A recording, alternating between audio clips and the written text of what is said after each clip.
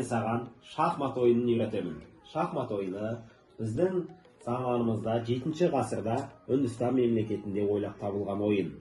Шахмат ойыны сенің жылдам ойлап тез шешім қабылдауың үшін керек. Шахмат ойынында тастарымен таныстырайын сені. Мынау 8 тас, пешка деп аталады. Одан кейін мына тас лагия деп аталады. Мынау қандай? Ат. Өз түрінде тұр. Піл бұл. Мынау король. Мынау ферзь. Вәзір дейді. Мынау жаңағы піл, ат, лагия.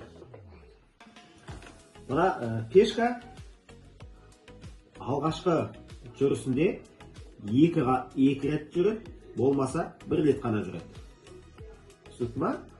Сенің тасыңды жеген кезде қиғашынан жейді, тура және жүреді. Ат Д образына жүреді. Бұлай 3 тас, 3 тақта бұлайынан жүреді.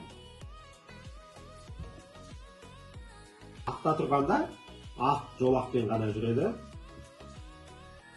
Қарадағы офицер только қарамен ғана. Түсінікті ғой, ал уәзір бұл түгел жаққа жүре алады. Бұлайда, бұлайда, бұлайда, бұлайда, артқа да, алдыға да түгеліне. Түсінікті ғой, Қалайын жүреміз.